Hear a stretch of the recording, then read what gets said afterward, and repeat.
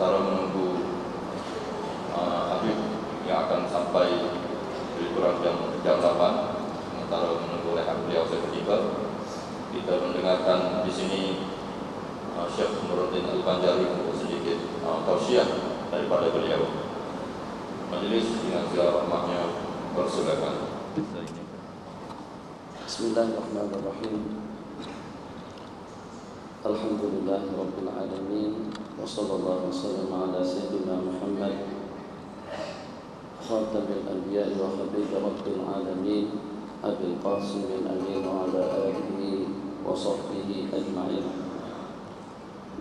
Rabbi shrah li sadri wa yassir li amri wahlul 'uqdatam min lisani yafqahu qawli. Allahumma shalli wa sallim wa barik ala sayyidina Muhammadin tibbil qulubi wa dawaiha wa afiyatil abdani wa shifaiha wa nuril absari wa dhiyaiha wa bahjatil nufusi wa safaiha wa qurbil arwahi wa ghidaiha wa ala alihi wa sahbihi haqqa qadrihi wa miqdarihi al-azim.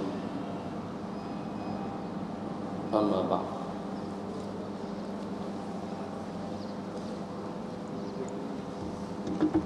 Rabbi yassir wa la tu'assir, Rabbi tamim bi khair.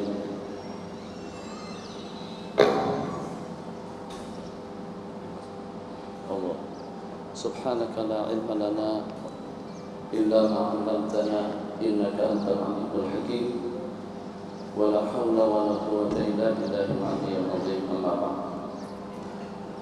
Ahbabana billah, pada kesempatan malam Jumat yang berbahagia ini dan di penghujung daripada bulan Muharram, kita ingin saling mengingatkan wa dzakir fa inna dzikra tanfa'ul mu'minin.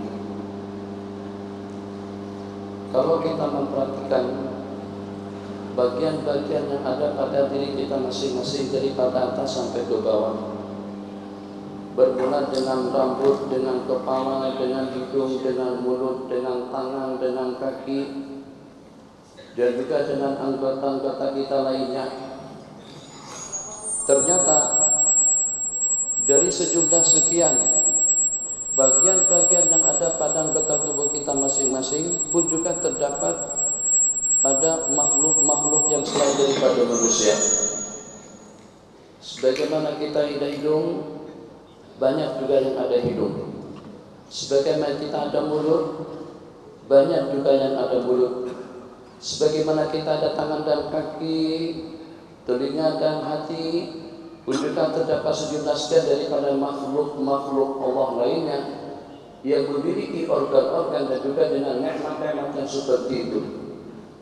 Bahkan ada di antara daripada makhluk-makhluk selain daripada manusia yang memiliki ketajaman dengan pandangannya, leluasa dengan pengamatannya, dan juga dengan daya ingatannya, dengan tenaga dan kekuatannya. Ada yang lebih hebat, lebih tajam, dan juga lebih kuat daripada manusia. Dengan langkah kakinya, dengan berat tubuhnya, dengan timbangannya, dengan kekuatannya, dengan keperkasaannya. Tapi sebutkan saja sejumlah berapapun jumlah bilangan makhluk ciptaan Allah selain daripada manusia, hanya manusia saja yang memiliki satu persatu daripada organ dan bagian-bagian yang ada pada anggota tubuhnya yang mempunyai manfaat, kegunaan lebih sekian kali ganda daripada manfaat dan kegunaan yang telah digunakan oleh semua makhluk. Kalau kita mengambil contoh dengan tangan, Masya Allah tabarakallah, tangan kita tidak lebih besar daripada tangannya lembu, tidak lebih besar daripada tangannya raksasa, tidak lebih besar daripada tangannya manusia hutan, tidak lebih besar daripada tangannya kerbau ataupun juga dengan gajah. Tapi ternyata kemanfaatan dan kegunaan daripada tangan Mungkin sejumlah sekian daripada keperluan hidup yang tidak akan terpenuhi atau tidak mudah kita capai tanpa dengan perantaran bantuan daripada tangan. Saya ingin simpulkan yang walaupun banyak kesamaan daripada sejumlah sekian makhluk ciptaan Allah dengan organ-organ yang dimiliki oleh manusia, tapi manfaatnya, kegunaannya, kualitinya, keperkasaannya itu ternyata tidak seperti dengan organ-organ yang pada ada manusia. Mulut, ternyata dengan mulut gajah, lembu, kerbau, kambing lebih luas, lebih lebar, mungkin juga lebih besar daripada mulut manusia. Tapi hanya manusia saja yang boleh bersuara. Suara tilawah dengan bacaannya, nagmah dengan kasidahnya, nagmah dengan lagunya, nagmah dengan lantunnya, nagmah dengan pantunnya, nagmah dengan puisinya.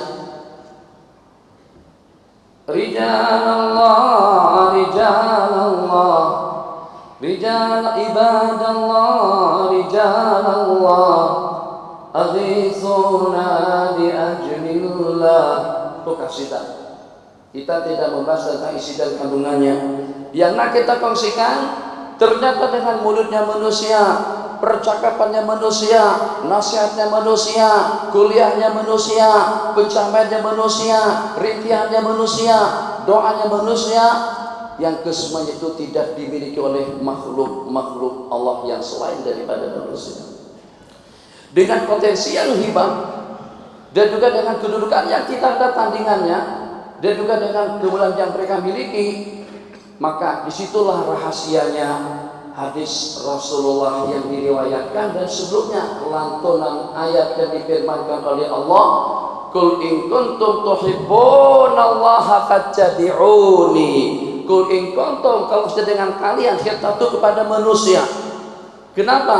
Potensinya dengan manusia, kekuatannya dengan manusia, kehebatannya dengan manusia, keilmuannya dengan manusia, ketakwaannya dengan manusia, ubudiyahnya dengan manusia, kebolehannya dengan manusia, pengabdiannya dengan manusia. Sebutkan apa yang tidak ada dengan manusia. Seandainya ayat yang seumpama itu, Qul in kuntum tuhibbunallaha fattabi'uni, kalau memang benar kalian cinta kepadaku, maka ikutilah aku. Itu kepada binatang, kepada gajah sekalipun mereka tidak akan mampu untuk mematuhi dan juga untuk mentaatinya. Tapi ternyata dengan ayat itu diturunkan kepada kita. Begitulah juga dengan hadis yang diriwayatkan, la yu'minu ahadukum, tidak beriman salah seorang daripada kalian hatta akuna ahabba ilaihi, sehingga dengan aku lebih dicintainya daripada diri pribadinya, ibu bapaknya, sanak saudaranya, anak cucunya, dan segenap lapisan umat ataupun juga masyarakat. Masya Allah, tabarakallah, hatta kuna ahabba ilaihi min malihi wa waladihi wa nasi ajma'in. Kenapa? Nah, mudah-mudahan dalam jangka setengah jam daripada sekarang lebih kurang, dengan kita dapat memberikan jawaban. Kenapa? Kenapa dengan pertanyaannya? Kenapa dengan pertanyaannya? Kenapa dengan mikrofonnya? Kenapa dengan pertanyaannya? Kenapa justru dengan kita yang diperintahkan untuk kita mahabbah, cinta kepada baginda Nabi lebih daripada cinta kita kepada diri pribadi kita masing-masing? Masya Allah, tabarakallah. Bukannya setakat mencintai, bukannya setakat disunatkan, bukannya sekedar dianjurkan, bukannya setakat digalakkan, tapi dari kita saja tidak beriman salah seorang daripada kamu sehingga kau mencintai baginda Rasulullah lebih daripada segala-galanya. Maka dengan pertanyaan yang kita tanyakan kenapa, sebelum dengan jawaban kenapa lebih lanjut, kita sudah jawab pada pendahuluan kita tadi. Jawabannya, yang hebat itu siapa? Yang memperalat semua makhluk itu siapa? Dan kepada siapa malaikat Allah disujudkan? Kepada Nabiullah Adam alaihissalam. Begitulah juga dengan anugerah nikmat dunia dengan kemewahannya, dunia dengan isi-isinya, dunia dengan teknologinya, dunia dengan kekayaannya, dunia dengan lumbung emas, besi dan juga dengan batu bara atau dengan arang batunya. Itu semuanya min ajlikum. Makanan kira-kira dalam berapa? Minuman kira-kira dalam berapa? Jazakumullah khair. Pakaian kira-kira dalam berapa? Jenis-jenis kerjanya kita kerjai, jenis-jenis makanannya kita nikmati, jenis-jenis pakaian yang kita pakai, jenis-jenis tempat tinggal yang kita duduki. Itu kesemuanya min ajlikum, min ajlil insan. Jadi kena dengan berbagai fasiliti dan juga dengan berbagai nikmat yang Allah bagikan kepada manusia, maka kepada manusialah khitab tujuan tadi itu atau perintah tadi itu ditunjukkan. La yu'minu ahadukum. Itu yang pertama. Kemudian yang kedua, Masya Allah tabarakallah, bagaimana dengan kita tidak menyatakan raditu billahi rabba wa bil islami dina wa bi Muhammadin sallallahu alaihi wasallam nabiyyan wa rasula. Aku restu dengan Allah sebagai sang pencipta, Rasul Nabi Muhammad sebagai Nabi dan Rasul, Islam sebagai pedoman hidup, Islam sebagai pembimbing, Islam sebagai syariat, Islam sebagai penyelamat, Islam itu sebagai pencerah dan juga yang memberikan pencerahan dan penerangan kepada kita semuanya. Bagaimana tidak terluahkan kata-kata yang semacam itu, dan bagaimana tidak wujud mahabbah di dalam kalbu dan juga di dalam diri kita masing-masing. Mahabbah kita kepada baginda Nabi, cinta kita kepada Rasulullah, setia kita kepada Rasulullah, dan juga hormat dan takzim kita kepada Rasulullah harus melebihi daripada segala-galanya. Bagaimana tidak? Itulah dengan aturan adzan yang sebentar lagi akan berkumandang pada pukul 8:04 menit. Allahu Akbar, Allahu Akbar. Selepas syahadat yang pertama, asyhadu an la ilaha illallah, yang menyusul kelanjutannya asyhadu anna Muhammadar Rasulullah. Mudah-mudahan dalam waktu yang sebatas ini dengan kita dapat menyimak, dapat menyikap, dapat mengamal, dapat memahami, dapat menghayati siapakah sebenarnya Muhammadur Rasulullah yang perlu kita cintai, yang perlu kita hormati, yang perlu kita muliakan, yang perlu kita kasihi. Syafaatnya nanti kita harapkan, kausarnya nanti kita inginkan, pertolongan dan perlindungan daripada baginda. Beliaulah sebagai penyelamat kita. Siapa yang menyelamatkan kita? Siapa yang memberikan bimbingan kepada kita? Siapa yang memberikan pertolongan kepada kita? Siapa yang menjadi wasilah perantara antara kita dengan sang pencipta? Itu adalah Sayyiduna Rasulullah sallallahu alaihi wasallam. Masya Allah tabarakallah. Bukannya setakat dengan kita dibebaskan daripada penjajah, bukan cuma sekedar dengan kita dibebaskan daripada serangan dan juga daripada gangguan musuh, tapi dengan kita dibebaskan dan diselamatkan daripada murka Allah, daripada neraka Allah, daripada siksaan Allah. Yang dengan kita terselamat daripada syirik, yang dengan kita terselamat daripada riya, terselamat daripada ujub, daripada hasud, daripada dengki, daripada takabur, daripada ego, daripada sifat-sifat yang tercela. Siapakah gerangan yang memperkenalkan dan membebaskan kita daripada sifat-sifat yang tercela selain daripada Sayyiduna Rasulullah sallallahu alaihi wasallam?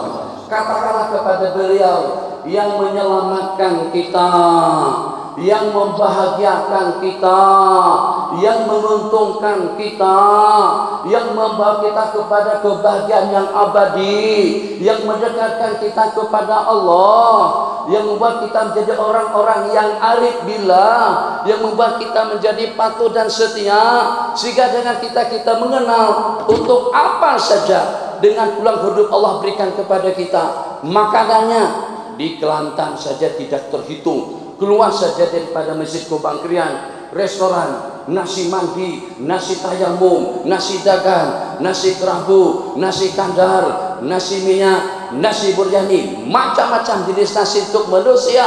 Masya Allah tabarakallah ahsanul khaliqin. Bagaimana cara kita memakannya, bagaimana cara kita meminumnya, bagaimana cara kita memakainya, bagaimana kita tidur, bagaimana kita berehat, bagaimana caranya kita duduk, bagaimana caranya kita santai.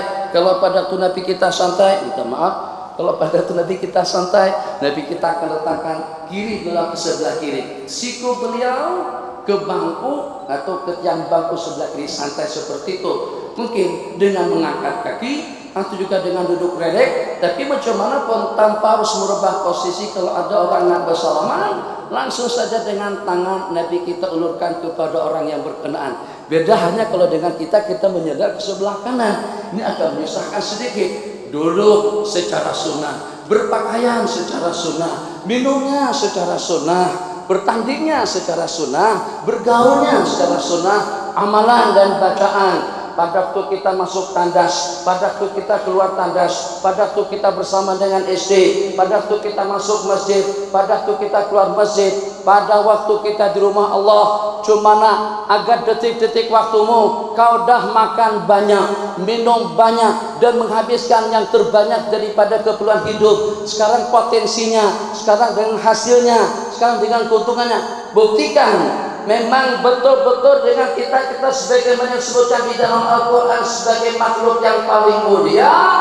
Walaqad karramna bani Adam, dan kami telah memuliakan anak Adam, maksudnya manusia. Seakan-akan daripada semua makhluk menuntut dan ingin menyaksikan, membuktikan. Buktikan kemuliaanmu, buktikan ketabahanmu, buktikan kesabaranmu, buktikan kehebatanmu, buktikan ketakwaanmu, buktikan ubudiyahmu, buktikan juga ketaatan dan patuhnya kamu kepada Sang Pencipta. Sebab kami tidak memiliki fasiliti nikmat yang Allah bagikan kepada kalian, kepada manusia. Masya Allah, tabarakallah. Jadi memang pada tempatnya sesuai dengan keadaannya. Kalau dengan ayat atau dengan firman Allah, Allah firmankan, Allah tunjukkan kepada kita, laqad kana lakum fi rasulillahi uswatun hasanah. Sungguhnya terdapat pada diri baginda Nabi contoh tauladan yang baik. Laqad kana lakum, sesungguhnya terdapat pada diri baginda Nabi untuk kalian. Kalian bukan binatang. Kalian bukan para malaikat. Kalian bukan kepada makanan dan minuman.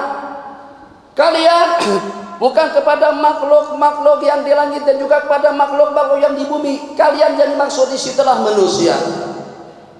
Laqad kana lakum, masya Allah, tabarakallah. Itu bertujuan untuk apa saja?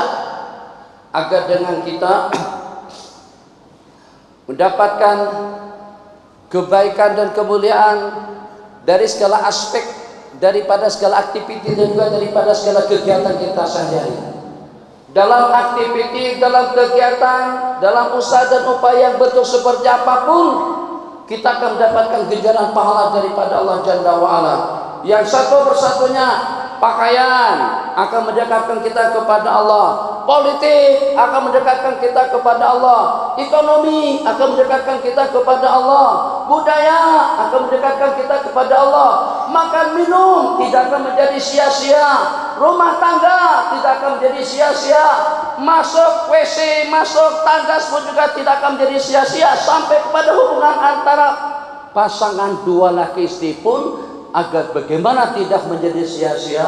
Mungkin memakan waktu 15 menit, mungkin juga 20 menit, mungkin setengah jam, tambah dengan tongkat ini mungkin barangkali sampai 1 jam, mungkin barangkali saya tidak tahu.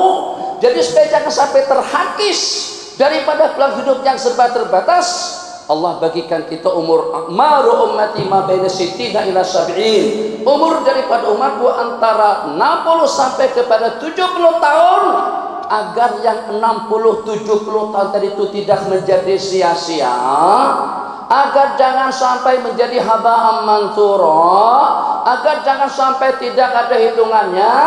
Maka Allah berikan satu panduan dan bimbingan kepada kita.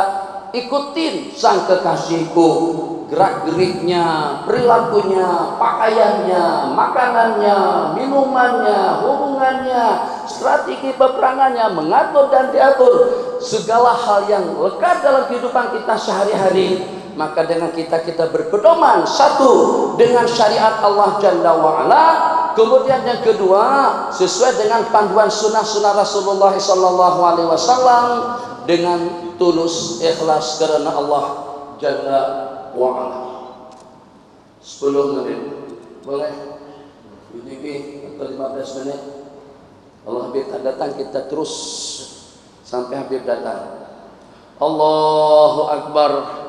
Jadi kalau daripada lantunan ayat yang telah kita mendengarkan, qul in kuntum tuhibbunallaha fattabi'uni, kalau memang betul-betul kalian itu cinta kepada Allah maka ikutilah aku. Dengan hadis yang telah kita bacakan berkali-kali, tidak beriman salah seorang kamu sehingga aku lebih kalian cintai daripada segala-galanya. Kita nak tengok kenapa dengan kita diwajibkan untuk mahabbah cinta kepada baginda Rasulullah, bukannya sakat kepada baginda Nabi. Mahabbah kita kepada baginda berarti mahabbah kita kepada sunnah-sunnah Rasulullah sallallahu alaihi wasallam, berarti mahabbah kita kepada ahlul bait, kepada keluarga-keluarga baginda Rasulullah. Nabi kita pernah menyatakan, pernyataan itu direkamkan di dalam Al-Quran, aku tidak mengharapkan upah, tidak meminta balasan, tidak mengharapkan ucapan terima kasih, ila mawaddah, tapi pun bahasa daripada mawaddah, kasih sayang kalian kepada karib keluargaku. Itu bukan suatu perkara sunat. Ini merupakan salah satu daripada kewajiban yang diwajibkan kepada kita untuk kita mencintai keluarga, anak, cucu, cicit baginda Rasulullah yang terlampau banyak. Alhamdulillah di Malaysia, di Indonesia, di Nusantara secara umumnya terdapat sejuta sekian daripada ahli bait Rasulullah sallallahu alaihi wasallam. Kalau kita beli, kalau kita cerca, kalau kita memusuhi, berarti dengan kita membenci atau paling tidak akan menyedihkan dan menyayat-nyayat perasaan Sayyidina Rasulullah sallallahu alaihi wasallam. Mahabbah kepada baginda berarti juga mahabbah kepada umat Rasulullah sallallahu alaihi wasallam. Cinta kita kepada umat, cinta kita kepada pengikut baginda Rasulullah, terserah macam mana rupanya, macam mana bentuknya, dia besar, dia kecil, ada jawatan, ada kedudukan, oposisi, pro, kontra, itu yang macam mana pun, asalkan tidak lari daripada akidah Islamiyah, asalkan tidak lari daripada prinsip agama, maka dengan kita wajib memberikan penghormatan, takzim kepada mereka semuanya. Kenapa? Sebab tadi kita bersabda, inilah orang-orangnya antum. Khitab itu kepada kita semuanya. Nasibi minal umam wa ana nasibukum minal anbiya. Kalian itu adalah habuanku, bagianku daripada umat, dan aku adalah habuan kalian, bagian kalian daripada para nabi-nabi dan rasul. Masya Allah, tabarakallah. Kesianilah umat Nabi Muhammad sallallahu alaihi wasallam. Jangan sampai kita kafirkan, jangan sampai kita katakan fasik, jangan sampai kita katakan sesat, jangan sampai kita katakan terpesong, jangan sampai kita cerca, jangan sampai kita celak. Ikuti panduan daripada hadis-hadis Rasulullah sallallahu alaihi wasallam yang diantaranya jangan saling tahasud, la tahasadu wa la tabaghadu wa la tanajasu wa la tadabaru wa kunu ibadallahi ikhwana. Jangan saling paling berpaling, jangan saling hasud menghasud, jangan saling bermusuhan, jangan saling cerca mencerca. Kenapa diharamkan tahasud antara sesama kita? Kenapa diharamkan ganggu mengganggu antara sesama kita? Kenapa diharamkan saling dengki, namimah antara sesama kita? Sebab membenci, memperli, mencerca, mencaci maki, mengutuk, melaknat, itu sasarannya adalah umat baginda Rasulullah sallallahu alaihi wasallam. Jadi datang habis salat masa terkait 5 menit terakhir. Allahu Akbar. Jadi secara kesimpulannya, kalau memang betul-betul dengan kita cinta kepada baginda Nabi, maka harus sujud 3 perkara asas yang telah kita sebutkan tadi. Mahabbah kita kepada sunnah, besok semuanya pakaian serba putih. Itu sebagai tanda mahabbah kita kepada baginda Nabi. Sebab pakaian pada hari Jumat itulah yang serba putih. Yang kedua, cinta kita kepada ahlul bait. Yang ketiga, secara umumnya cinta kita kepada umat. Saya ingin memberikan satu gambaran daripada salafun saleh, macam mana mahabbah mereka kepada ahlul bait. Diseksa, dengar, dipukul, dianiaya, dicerca, dicaci maki, dan juga disebat berkali-kali sampai dengan Al-Imam Malik ibn Anas radhiyallahu taala anhu sampai sudah tidak leluasa untuk mengangkat tangan di waktu sembahyang, yang kalau dengan bahasa hukum disebut dengan Allahu Akbar. Bismillahirrahmanirrahim. Alhamdulillahi rabbil alamin. Kenapa dengan tangan tidak boleh diangkat? Kenapa dengan tangan tidak boleh didiamkan? Karena terlampau sakitnya dikatakan sudah dicopot, sudah terlepas tangan daripada bahu. Beberapa waktu kemudian daripada pihak kerajaan minta maaf karena terlanjur tidak ngerti, tidak paham secara pribadi. Itu dengan Khalifah Abi Ja'far al-Mansur, dengan Khalifah Abi Ja'far al-Mansur minta maaf kepada Imam Malik rahimahullahu taala. Apa kata beliau? Sebelum Abu Ja'far al-Mansur minta ampun dan minta maaf kepadaku, dengan sebatan yang pertama aku sudah memaafkannya. Sebelum minta maaf, sebatan yang pertama. Kenapa? Karena mengingat beliau adalah keluarga daripada anak cucu baginda Rasulullah SAW. Perempuan mudar badan ke sana dan kemari, gelisah sekali. Dia tidak menanyakan di mana anaknya yang berjuang di jalan Allah. Yang pertama yang ditanyakan itu adalah Sayyiduna Rasulullah SAW. Jadi pada kesempatan yang berbahagia ini, Habib Omar sudah sampai. Saya ini hanya sekedar seperti tayamum saja. Jadi bahasa hukum, idza hadaral ma'u